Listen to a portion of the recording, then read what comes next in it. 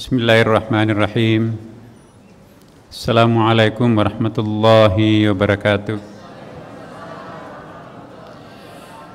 Alhamdulillah wa syukurillah wa salatu wassalamu ala rasulillah Sayyidina habibina wa syafi'ina wa maulana Muhammadin sallallahu alaihi wasallam.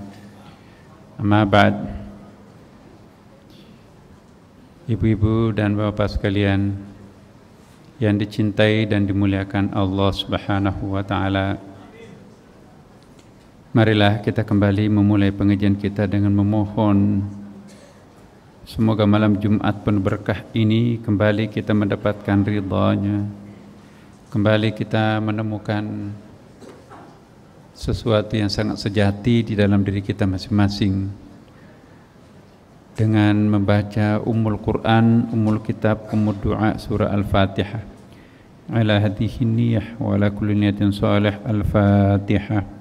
A'udzu billahi minasyaitonir rajim. Bismillahirrahmanirrahim. Alhamdulillahi rabbil alamin, arrahmanir rahim, maliki yaumiddin. Iyyaka na'budu wa iyyaka nasta'in. Ihdinas siratal mustaqim, siratal ladzina an'amta 'alaihim ghairil maghdubi 'alaihim waladdallin. Jadi Bapak Ibu sekalian, hari ini malam ini kita akan melanjutkan pembahasan kita seperti yang pernah kita bahas pada pertemuan yang lalu. Nah, sekarang ini kita akan melihat reorientasi suluk dari eksteriorisasi ke interiorisasi. Apa yang kita maksudkan dengan eksterior?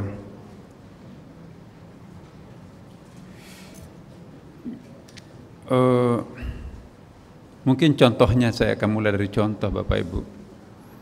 Ketika Bapak Ibu bangun tidur ya, langsung yang terbayang di dalam benaknya, hari ini saya apa programnya ya? Oh, hari ini saya rapat nih, ada janji pagi-pagi ini. Itu sudah tertangkap di dalam benak kita. Pikiran kita adalah rapat. Maka apapun yang kita lakukan, salat pun juga buru-buru, wudhu pun juga tidak khusyuk. Padahal kita pernah mengatakan, orang yang tidak khusyuk pada waktu mengambil air wudhu sulit untuk mendapatkan salat yang khusyuk. Kita harus memulai khusyuk pada waktu mengambil air wudhu. Makanya itu kan kita harus menghadap ke kiblat, mengusap anggota badan dengan penuh kasih sayang dan cinta. Disunatkan 3 kali, ada doa-doanya setiap anggota badan yang dibasuh itu. Ada doa sesudah wudhu secara total, kemudian ada salat sunat wudhu. Tidak ada kata-kata duniawi lagi setelah mengambil air wudhu dan langsung sholat. Tentu kita harus menutup aurat, pakaian yang kita gunakan pakaian yang bersih, dan pikiran kita pun juga jernih dan bersih. Wudhu itu tidak hanya membersihkan lahiriah kita, tapi ketika membasuh kepala kita juga bersihkan, niatkan membersihkan isi kepala kita yang sering kotor. Ya, kita membersihkan tangan kita, apa yang pernah dilakukan tangan ini, dosa-dosanya apa, tanda tangannya semua benar atau enggak. Dan saya sering mengatakan, mengapa kaki selalu dibasuh? Karena kita enggak tahu kemana kaki ini gentayangan setiap hari. Lebih sering mana kita langkahkan ke masjid atau ke tempat-tempat yang lain. Nah, Bapak Ibu sekalian, disinilah kita perlu mengevaluasi diri kita. Terus terang Bapak Ibu sekalian, bukan sebuah jaminan kita melakukan puasa Senin Kamis, sholat di jauh-jauh datang ke Sunda Kelapa, itu otomatis terjadi proses interiorisasi. Tidak Bapak Ibu. Hanya kesadaranlah yang membuat orang itu bisa melakukan reorientasi perjalanan spiritual atau suluk. Saya ingin mengajak kita semua untuk kontemplasi dan sekaligus introspeksi pada malam ini. Begitu kita bangun tidur, kita sepertinya mematok diri kita itu menjadi pengabdi duniawi, pengabdi lahiriah kita. Semuanya eksterior, semuanya unsur luaran diri kita semua. Iya. Kita sudah menarget diri kita. Hari ini saya harus rapati 3 tempat. Ya. Makanya itu ganti mobil yang plat ganjil atau kalau perlu siap naik ojek dan seterusnya. Kita sudah mematok diri kita bahwa seharian ini penuh dengan jadwal, dan jadwal itu diusahakan untuk dipenuhi semaksimal mungkin, tetapi tanpa pernah memberikan ruang batinnya. Tidak ada interiorisasi. Salat ya salat Bapak Ibu, bahkan ke masjid, tapi buru-buru pergi. Orang zikiran di masjid, enggak, meeting pagi-pagi saya harus pergi. Sambil buang air pun juga mikir apa yang harus dikerjakan. Sambil mandi pun, padahal Rasulullah sallallahu alaihi wasallam pada saat di kamar mandi, pada saat sedang mandi, ingatannya tertuju kepada Allah. Bagaimana khusyuknya kita pada waktu berwudu, maka seperti itu pula khusyuknya kita kalau kita mandi. Tapi kita membayangkan macam-macam pada saat di kamar mandi. Setelah itu kita pilih pakaian, oh ini pakaian ini. Akhirnya kita pilih kira-kira yang mana yang paling menarik perhatian orang lain. Ya, mohon maaf ibu-ibu, kaum perempuan. Oh ini nggak jadi, ini yang bisa lebih memusatkan perhatian orang lain kepada saya. Tas mana? Oh ini lebih bisa memusatkan perhatian orang lain.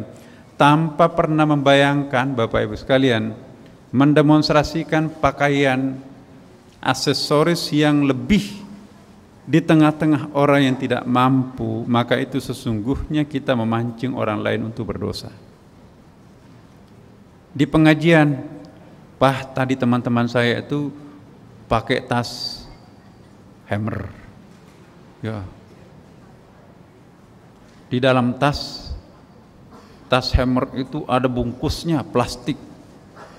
Ya, mungkin karena plastiknya juga masih bagus. Kantong kresek paling luar. Karena pakai sertifikat 2 miliar, 3 miliar. Lebih mahal tas daripada rumah. Nah, akhirnya orang yang melihatnya itu terpancing. Dia memaksa suaminya, dia menekan anaknya, kumpul-kumpul uang. Karena uangnya enggak cukup, maka apa boleh buat, terpaksa suaminya melanggar aturan. Anaknya pun juga melanggar aturan. Hanya harga sebuah selera, maka orang lingkungan keluarganya itu terpaksa. Padahal itu tidak dipakai sebulan sudah mulai bosan. Kenapa? Ini kita terlalu didikte oleh eksteriorisasi kehidupan. Kita tidak pernah melihat diri kita secara ke dalam interiorisasi ini.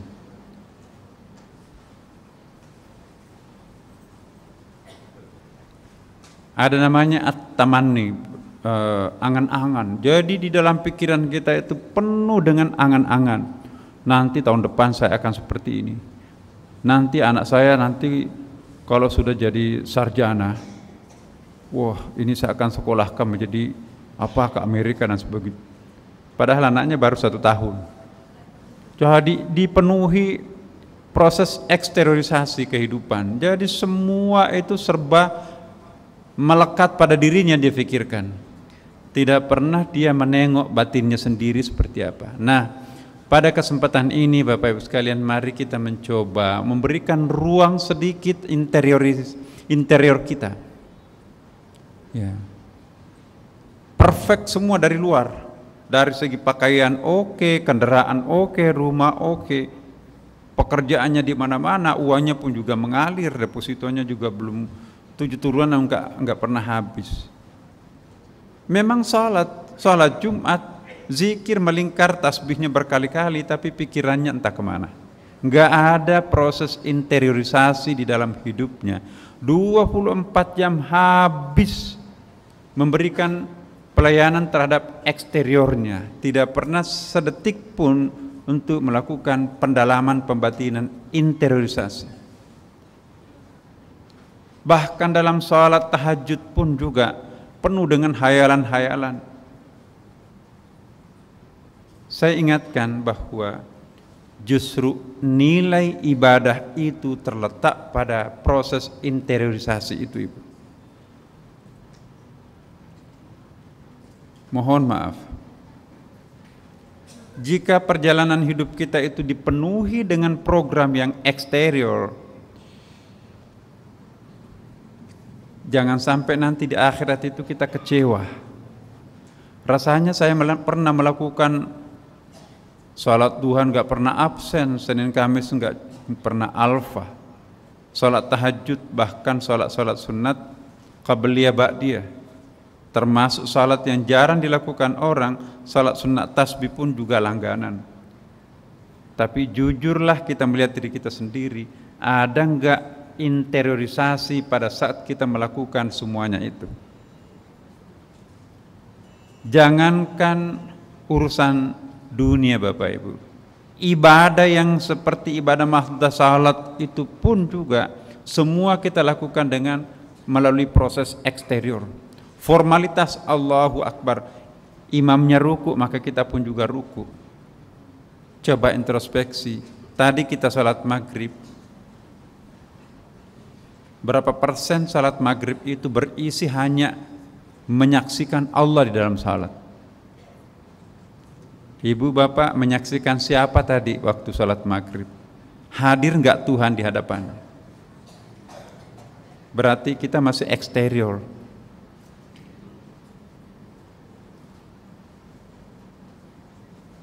Jangan kita bangga dengan kuantitas, banyak rakaatnya, banyak jumlah sumbangannya.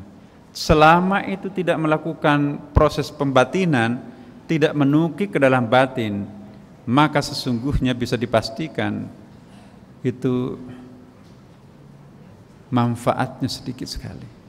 Manfaatnya kepada orang lain mungkin iya, tetapi batinnya tidak tumbuh segar, tidak mampu disirami oleh siraman rohani. Jadi kita mulai suatu hal yang sangat mendalam Bapak Ibu. Nanti ada program simaan. Ya. Saya ingin mengingatkan kembali Bapak Ibu, bahwa kesadaran itu sangat penting. Iya. Apa yang dimaksud dengan kesadaran? Nah ini lagi-lagi kosakata bahasa Indonesia kita itu sadar sangat berbeda dengan bahasa-bahasa lain. Sepintas saya akan coba sampaikan Bapak Ibu. Tadi malam Bapak Ibu tidur kan, kita semuanya tidur.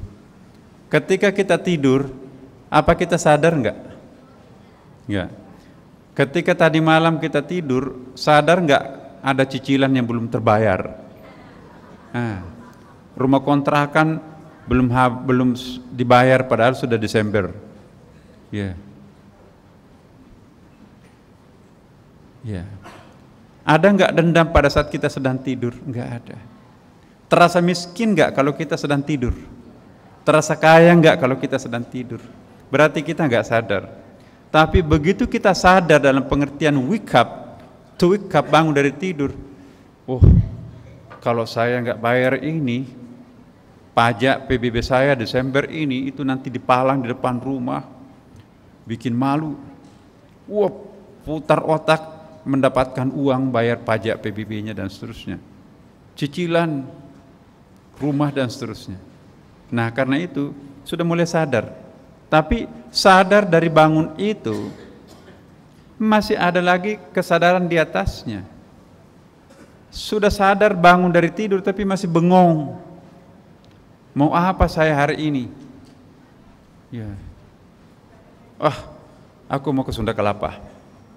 Pengajian malam Jumatan. Begitu sampai ke malam Jumatan, ngangguk kepalanya. Alhamdulillah, saya hampir rugi. Saya sudah tahu ini. Ya. Jadi tadinya tidak tahu, tiba-tiba dapat informasi, bersyukur kita alhamdulillah. Tapi sadar yang kedua itu how to know. Jadi memahami. Tapi belum tentu yang kita ketahui itu difahami secara mendalam. Mungkin kita hanya tahu permukaan-permukaannya. Kita nggak tahu secara mendetail mikronya seperti apa.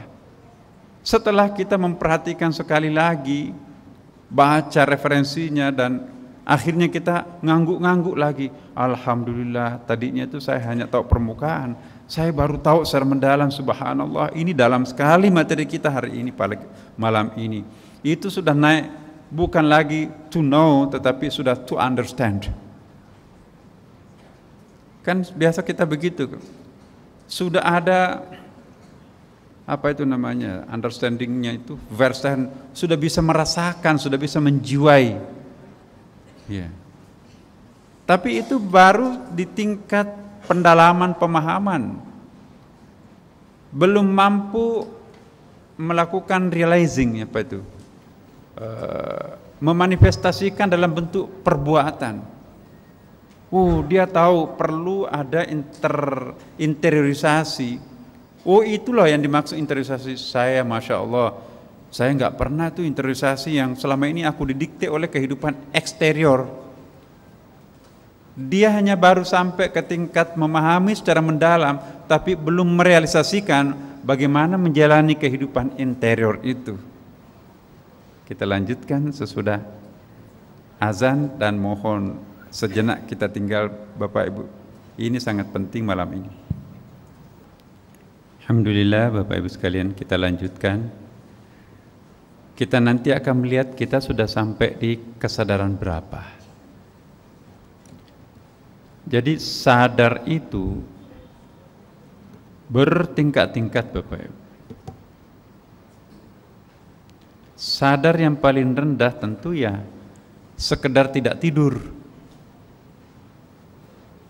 Kalau sudah tidur, bangun, nggak tahu mau ngapain. Dia juga tidak ngaji, nganggur, nggak cari duit untuk keluarga, nonton TV, main game, main WA terus menerus. Ya, itu sadar di level awal.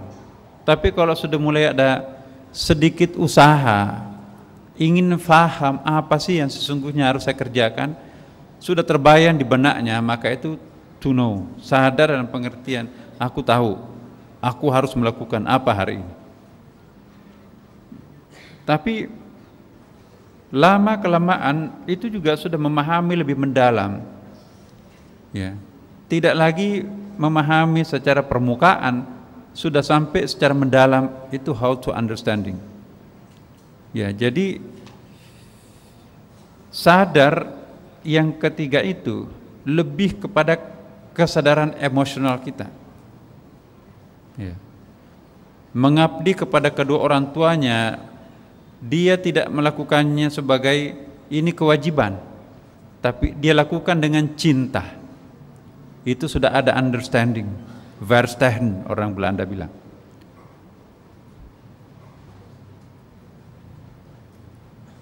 Tapi understanding ini belum suatu jaminan, karena masih dalam bentuk idea sebetulnya. Meskipun idenya itu sudah sangat mendalam, belum ada action yang realistik di situ.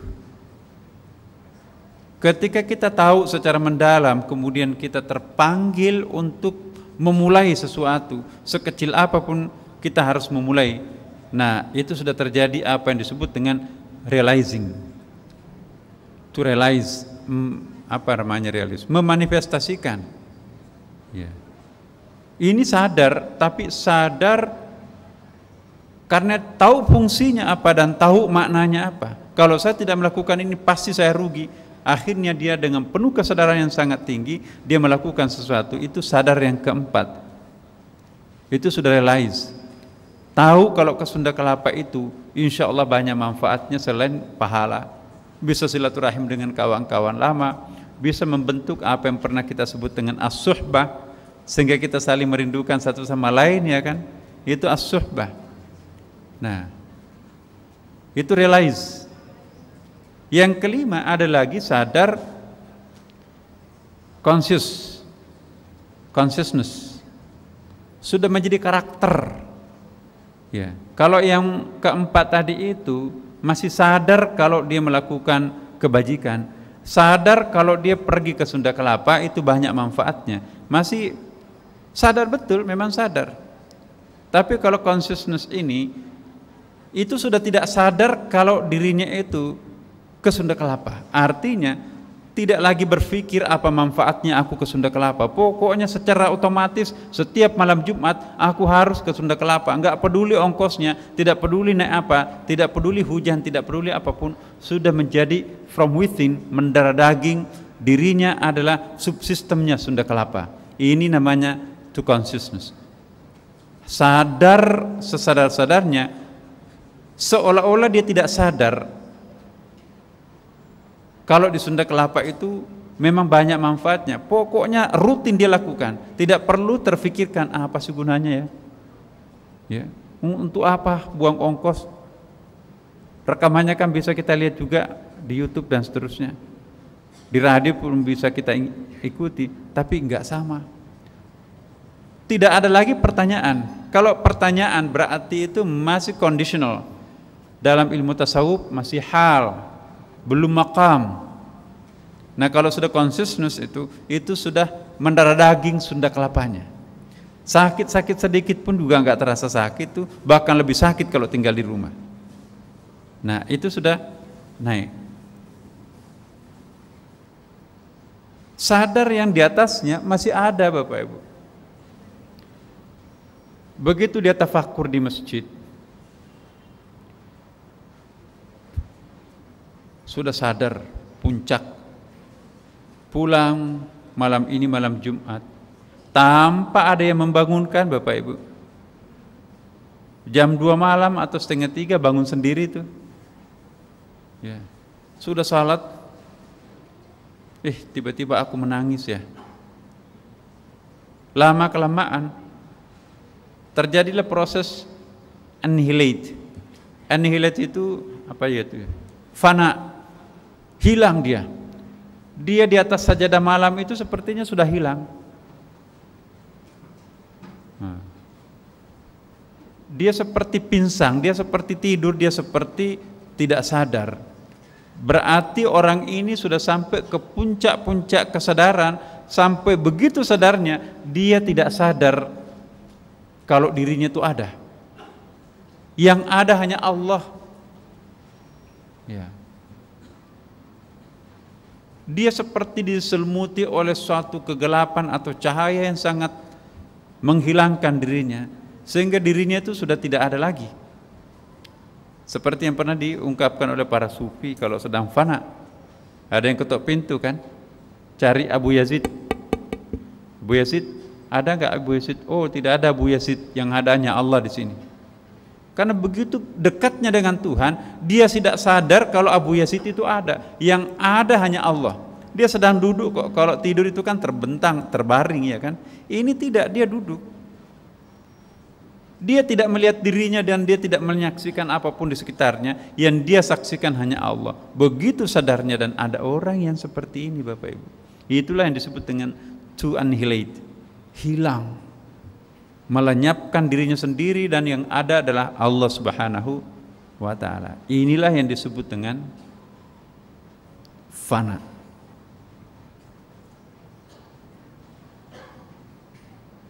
Ya.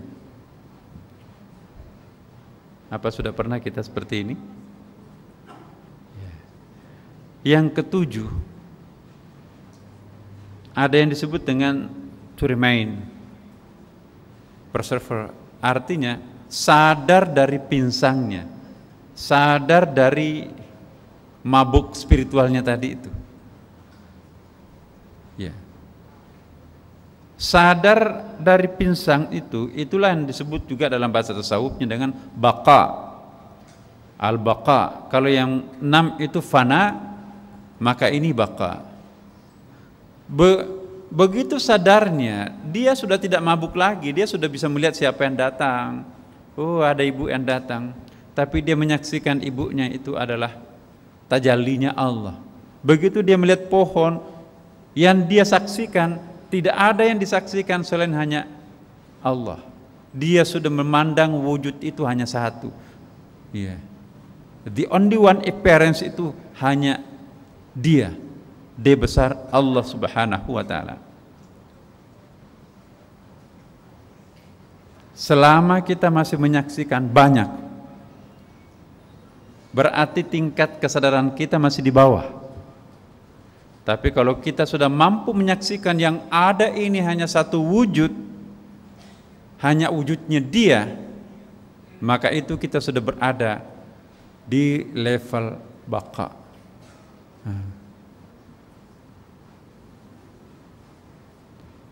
Saya ingin tanya kepada kita semua Bapak Ibu. Ibu Bapak melihat banyak atau satu? Di dalam ruangan masjid ini apa banyak atau satu? Ada sound system, ada kipas, ada mimbar, ada langit-langit, ada karpet, ada teman-teman laki perempuan. Banyak sekali kan Bapak? Selama kita masih menyaksikan wujud itu banyak, berarti kita masih di level bumi. Mohon maaf yang baru pertama kali hadir, ini sudah lama sebetulnya, sudah sering kita juga singgung ini. Tapi kalau orang sudah menjadi tanda kutip manusia langit, dia tidak melihat ini banyak. Dalam benaknya ini hanya satu kok, apa? Masjid. Siapa yang tampil dalam bentuk karpet? Siapa yang tampil dalam bentuk tembok, menara, mihrab? Semuanya satu, yaitu masjid. Bisa nggak ada masjid tanpa ada karpet, tiang, atap, dan sebagainya ini? Nggak ada kan? Jadi disinilah ada 3 teori Bapak Ibu. Filsafat mengatakan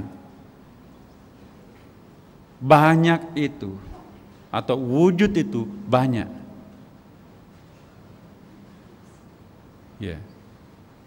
The existence too many. Eksistensi itu banyak sekali. Tapi menurut kalangan sufi tidak. Wujud cuma satu.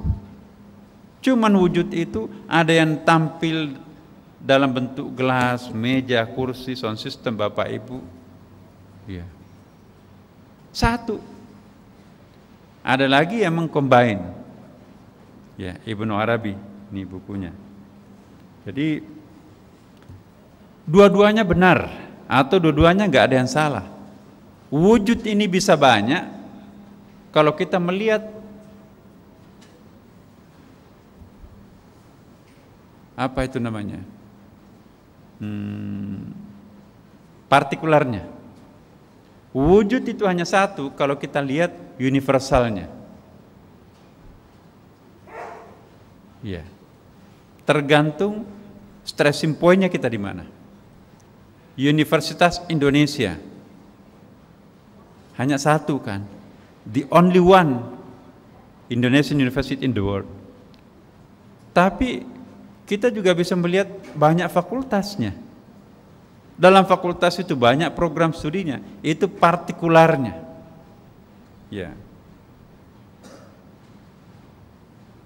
Mana yang lebih dahulu? Partikular atau universal?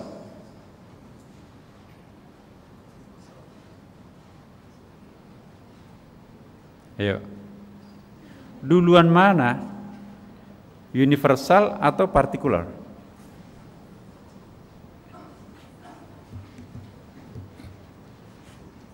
Ini ada contoh Bapak. Ini buku ya. Buku kan? Tapi warnanya buku biru. Buku adalah wujud universal Buku biru adalah wujud partikular. Bisa nggak ada buku biru tanpa ada buku? Berarti duluan mana? Buku atau buku biru? Buku. Universal dulu, baru partikular. Tasawuf. Ya.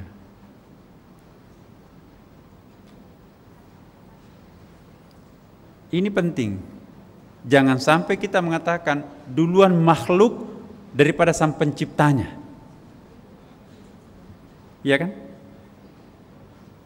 Nah, ini kita di sini bukan hanya tasawuf. Malam Jumatan kita di sini bukan tarekat. Dalam pengertian ada ya kayak tarekat di kampung atau di tarekat-tarekat tertentu. Kita di sini tidak pakai istilah mursyid atau tarekat dalam pengertian formal. Ya. Di sini kita mengkombinasikan antara temuan rasa spiritual dan temuan logika intelektual.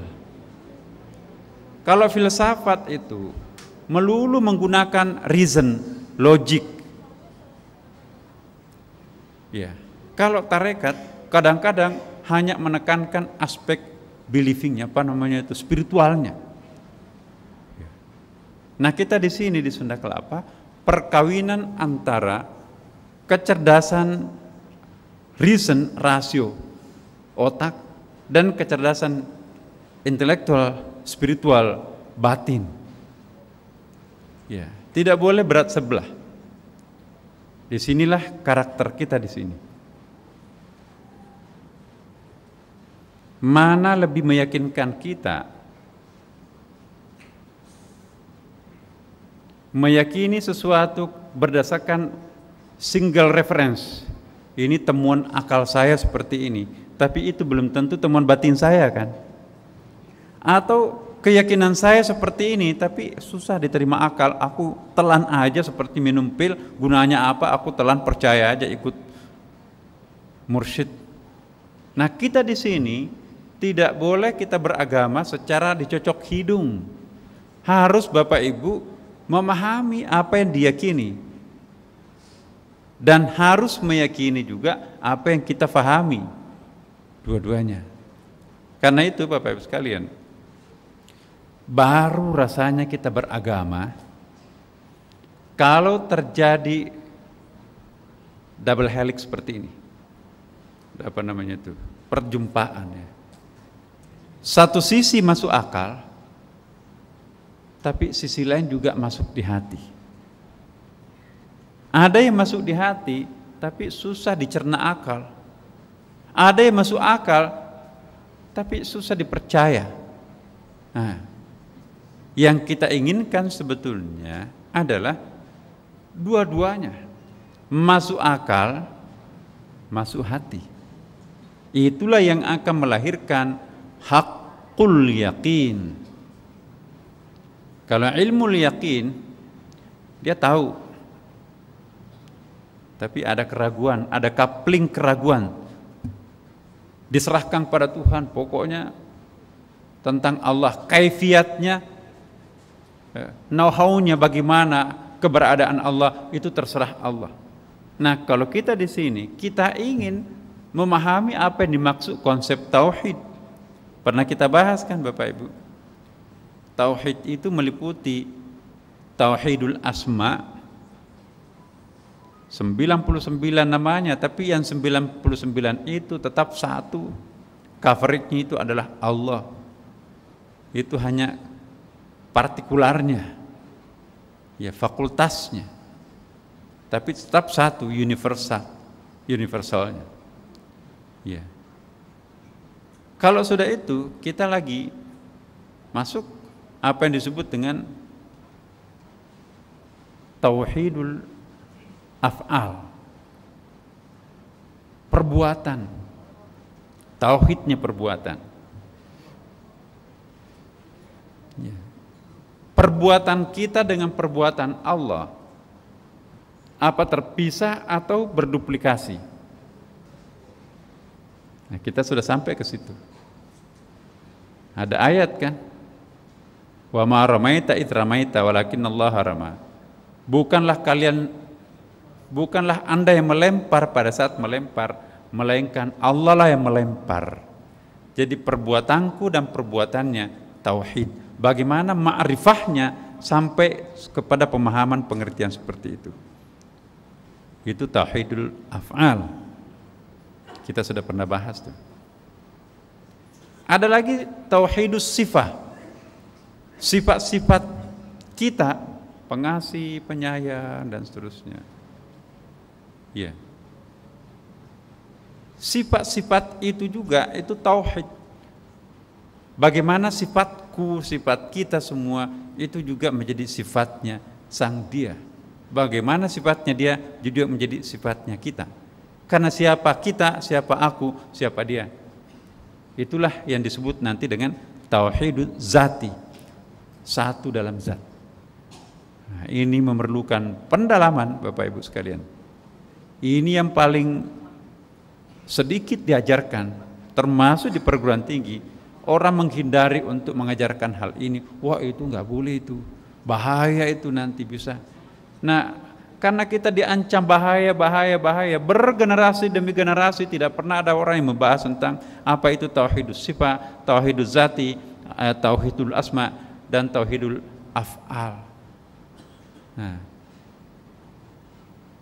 kita mencoba nekat, tapi izin Allah dan kita mohon kepada Allah, seandainya kami keliru di dalam memahami dirimu, Engkau memang tahu bahwa sesungguhnya hambamu ini sangat dhaif, sangat lemah.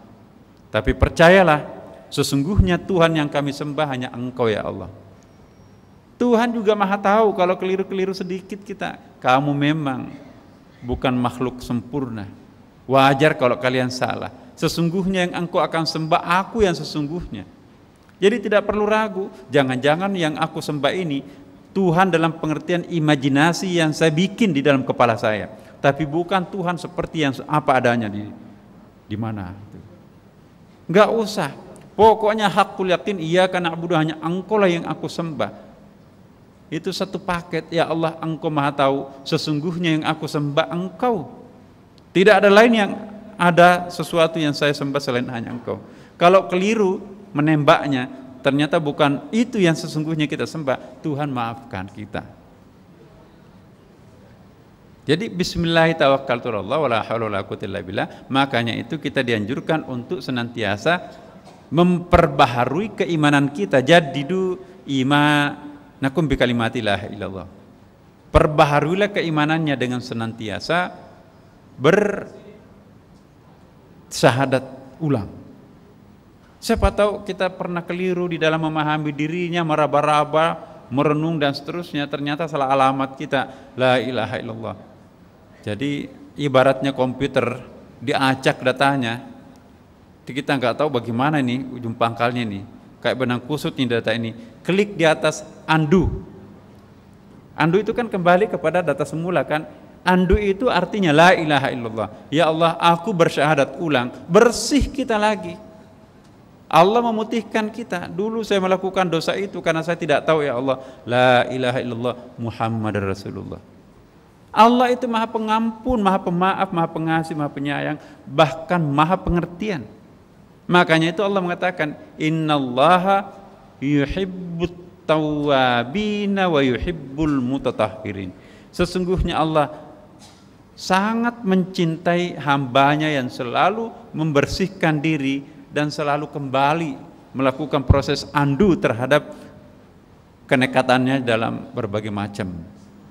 Jadi Bapak Ibu sekalian, jangan memandang Allah itu maha rumit. Tidak. Kitalah yang merumitkan Dia sesungguhnya. Wah, ini aku nggak paham tuh Pak Nasr mengajar apa. Tambah bingung. Nggak apa-apa. Bukan hanya kita yang bingung Bapak Ibu sekalian. Nabi pun juga bingung. Ya. Bahkan Nabi berdoa. Aneh doanya Rasulullah. Allahumma rabbi zidni takhayyuran. Ya Allah, tambahkanlah kebingunganku. Semakin bingung semakin indah kan. Semakin kita bingung semakin Engkau datang ya Allah. Kalau nggak ada bingungnya, kalau nggak mau bingung, ya level bawah. Harus ada struggle di sini, harus ada fighting. Itu yang disebut dengan mujahadah. Jangan hanya pintar jihad, Allahu Akbar, tapi nggak pintar mujahadah, nggak pintar ijtihad. 3 jihad Bapak Ibu. Not only one jihad. Jihad secara fisik, jihad itu fisik. Oh, teriak-teriak Allahu Akbar. Itu sangat penting jihad itu dalam bentuk fisik itu. Tapi bukan hanya itu. Jihad berikutnya ialah mengerahkan pikiran kita untuk melakukan perjuangan, itu yang disebut dengan ijtihad.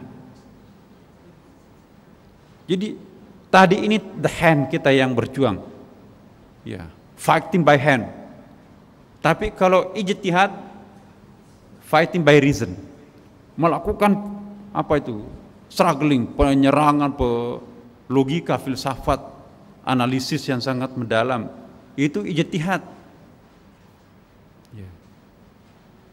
Dan semakin tinggi jihad ini, itu semakin tinggi nilainya di mata Allah.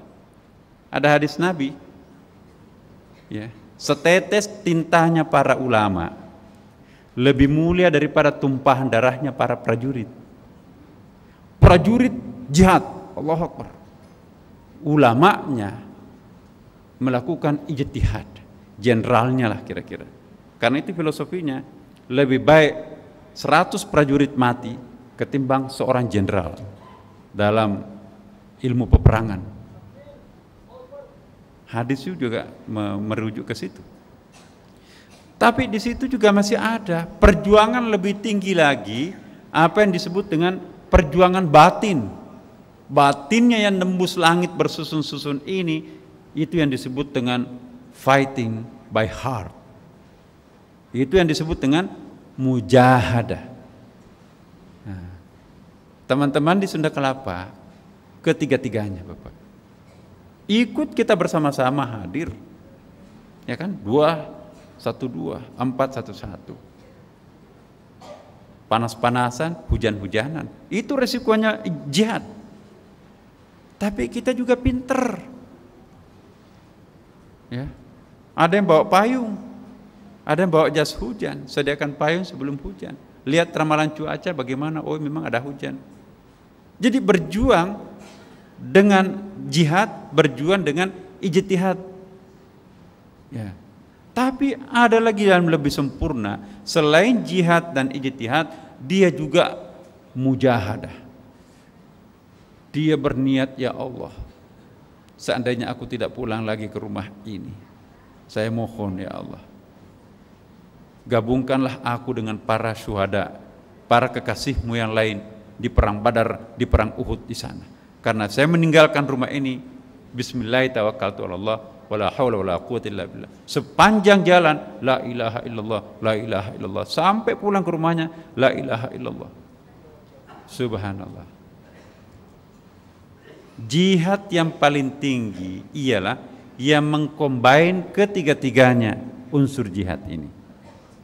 Tidak semua jihad itu sama Bapak Ibu. Jihad tidak boleh nekat. Supaya tidak nekat ada ijtihad. Jihad tidak boleh kering, supaya jangan kering harus ada mujahadah. Ya. Ini teori Nabi. Maka itu jarang kalah. Salman Al-Farisi, arsitek perangnya Nabi ini. Salman Al-Farisi itu non muslim Bapak Ibu, tapi kemana-mana ditenteng oleh Nabi. Dalam sejarahnya Salman Al-Farisi ini selain pintar mengotaki sebuah peperangan, benteng apa yang kita buat, strategi peperang kita, bagaimana pemanah itu, berapa orang ditampilkan ke depan, arsitek peperangannya Nabi itu adalah seorang Salman Al-Farisi. Tapi Salman Al-Farisi ini juga jago masak. Sering masak. Nabi diberikan makanan, ini coba masakan saya ya Rasulullah, begitu cintanya terhadap Nabi, walaupun pada waktu itu belum Muslim. Nabi mengambil, terima kasih, wahai sahabatku, mari cicipilah makanannya saudaranya, ya, Salman Al-Farisi. Belakangan setelah masuk Islam, ya, baru dicicipi masakannya oleh Nabi. Jadi Salman Al-Farisi itu masuk Islam itu pada bagian-bagian terakhir hidupnya Nabi. Waktu itu non-Muslim. Jadi Nabi luar biasa.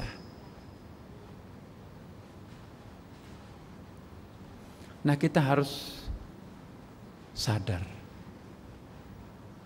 Jihad itu not only fisik, tapi strategi.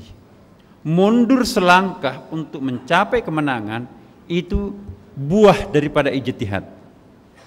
Kenapa Nabi hijrah diejek oleh orientalis? Tuh, Nabi itu egois. Dia membiarkan umatnya di Mekah, baru lari menyelamatkan diri di Madinah. Bagi Nabi, biarin aja teriak-teriak, egois dan sebagainya. Tapi strategi Nabi, mundur selangkah untuk meraih kemenangan jauh lebih penting ketimbang nekat nabrak tembok itu, mati konyol. Maka itu Nabi itu hijrah. Jadi kita diajari bukan hanya jihad, tapi juga sekaligus diajari untuk ijtihad. Mikir. Masa ketapel melawan tank? Nggak bisa dibunuh ketapel, orang sembunyi di balik itu. Tapi kita juga tidak bisa menghina orang yang mau melakukan perjuangan ketapel dengan tank. Daripada kita nggak berbuat sama sekali, jihad pun juga enggak. Jadi kita jangan menafikan perjuangan orang, sekalipun di mata kita konyol, tapi Allah akan mengukur pengorbanan seorang hamba. Jangan pernah langsung menyalahkan orang lain, Bapak Ibu. Siapa tahu di mata Allah lain. Itu tolak ukur kamu jihad, tapi tolak ukurku adalah ijtihad. Tolak ukur kalian jihad dan ijtihad, tapi tolak ukur aku, kata Allah, adalah mujahadah. Nah, jangan saling menyalahkan. Kita perlu, ya, la tadkhulu min babin wahidah fadkhulu min abwabin mutafarriqah. Jangan kalian la tadkhulu min babin wahidah, jangan masuk dalam satu-satunya pintu, tapi masuklah melalui berbagai macam pintu. Ketika Nabi menyerang kota Mekah, Fathu Makkah, Nabi bagi tiga kan, kamu jalur bukit, lewat bukit, kamu jalur lembah, semua di situ lewat lembah. Pasukan ini lewat dataran. Jam sekian kita kumpul di perbatasan Mekah. Abu Sufyan sang panglima perangnya kafir Quraisy pada waktu itu pandang enteng, ngapain segelintir begitu, nggak bakalan ngapa-ngapain dengan kita yang heboh, yang kuat.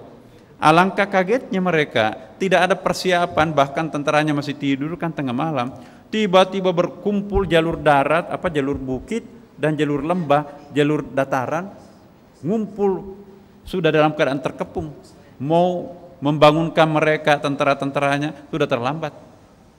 Nah, ini Nabi. Gemetar semuanya, pasti kami akan disembelih. Hukum adat perang, laki-lakinya disembelih, perempuannya diperbudak. Udah, nasib kita harus disembelih malam ini. Tapi apa kata Rasulullah? Begitu gemetaran semua orang-orang Mekah pada waktu itu, termasuk Abu Sufyan. Ya, antumut tulaqa, jangan takut, kalian adalah sudah bebas. Siapa yang masuk di rumahnya, pimpinannya, bosnya, kepala negaranya, presidennya, panglimanya, Abu Sufyan, aman. Wah, lari. Laki-laki semuanya lari ke rumahnya Abu Sufyan. Nggak muat. Siapa yang masuk di pelataran Ka'bah aman, nggak akan diganggu oleh umat. Itu juga penuh karena Ka'bah pekarangannya waktu itu kecil. Siapa yang masuk ke dalam rumahnya, kunci pintunya aman. Rasulullah tuh. Wah, lega sedikit. Berunding tengah malam. Ya.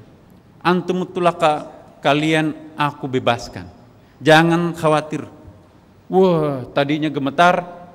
Ya. Nabi meneriakkan antum tulaka al-yaumu yaumul marhamah. Hari ini adalah hari berkasih sayang. Kita kan dari satu genetik, sama-sama suku Quraisy. Ya. Paling jauh 23 kalian kita di sini, nggak ada orang lain. Kalian merdeka, kalian bebas. Yang penting jangan macam-macam. Al-yaumu yaumul marhamah. Wah, langsung gembira. Alhamdulillah, kira-kira maksudnya. Kami tidak jadi disembelih. Perempuannya juga gembira, kami tidak jadi diperbudak. Orang Arab memperbudak perempuan kayak apa itu? Dalam benak Bapak Ibu tahulah. Antum tulaka, kalian merdeka tanpa tebusan. Al-yaumu yaumul marhamah. Hari ini adalah hari berkasih sayang. Sesudah salat subuh, salah seorang sahabat Nabi keliling, teriak-teriak. Ya. Al-yaumu yaumul malhamah. Al-yaumu yaumul malhamah artinya hari ini adalah hari pertumpahan darah.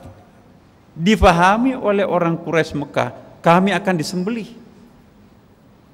Malhamah itu hari penyembelihan, hari pertumpahan darah. Nah, dalam keadaan teriak heboh, tadi malam sudah mulai tenang, tiba-tiba ada sahabat Nabi teriak-teriak, al-yaumu yaumul malhamah. Padahal Nabi mengatakan al-yaumu yaumul marhamah. Kalau marhamah itu hari berkasih sayang, kalau malhamah pertumpahan darah. Apa namanya? Penyembelihan. Abu Sufyan mendatangi Nabi. Ya Rasulullah, bagaimana, mana yang benar? Kamu meneriakkan antum tulaka al-yaumu yaumul marhamah, tapi itu sahabatmu itu meneriakkan al-yaumu yaumul malhamah. Hari ini adalah hari penyembelihan. Itu memang sahabat saya. Sahabat saya itu cadal. Dia nggak bisa menyebut huruf ra. Dia ingin mengatakan marhamah, tapi lidahnya cadal, dia baca malhamah. Nah, padahal mungkin sahabatnya itu nggak cadal. Ini diplomasinya Nabi luar biasa. Terlalu cerdas seorang Nabi Muhammad, lahir pada waktu itu. Mestinya sekarang ini Nabi Muhammad itu baru lahir. Begitu canggihnya strateginya yang dialami. Nah, makanya itu wajar kalau kita mencintai habis-habisan Nabi kita, Nabi Muhammad SAW. Iya kan? Kita peringati maulidnya. Jangan lagi dilarang kita mauludan. Jadi Bapak Ibu sekalian, subhanallah, ternyata di atas langit masih banyak langit. Di dalam kulit itu masih banyak kulit. Jangan pernah kita bangga bahwa alhamdulillah saya sekarang ini sudah jamaah aktif Sunda Kelapa nih. Jangan sampai kita baru yang ketiga, sudah tahu memang understandingnya, tapi belum realize. Masih suka kasar sama istrinya, masih suka banting pintu, itu belum realize. Ngaji tasawuf, tapi banting pintu mobilnya. Kita harus realizing. Bahkan kalau perlu sampai ke tingkat consciousness, menjadi karakter. Tidak sadar kalau apa yang kita lakukan itu kebajikan. Kalau orang masih sadar kalau dia melakukan kebajikan, maka itu namanya mukhlis. Kalau sudah tidak sadar kebajikan yang dia kerjakan itu adalah kebajikan, mukhlas. Innallaha, apa itu ayatnya itu? Illa min ibadikal mukhlasin. Orang sudah bebas iblis. Orang yang sudah sampai ke tingkat consciousness bebas iblis. Tapi kalau baru sampai understanding, belum bebas iblis. Karena itu pertanyaan kita akan datang, how to upgrade ya, bagaimana mengupgrade ke kesadaran kita Bapak Ibu. Ini kita akan urai minggu akan datang. Mohon hadir Bapak Ibu, karena kita sudah mulai masuk ke ke hal-hal yang sangat-sangat menurut hemat saya sangat kita perlukan ya. Ya, doakan juga saya supaya bisa sehat ya, kemudian doakan juga bisa diberi kesempatan juga oleh pengurus dan kita bisa share. Insya Allah Bapak Ibu sekalian, mudah-mudahan Allah membukakan rahasianya untuk kita bisa memahami siapa hakikat dirinya, dan dengan demikian kita akan menjadi insya Allah kekasihnya, digabungkan dengan para kekasihnya nanti kalau kita sudah wafat. Ala hadhihi niyah al-Fatihah.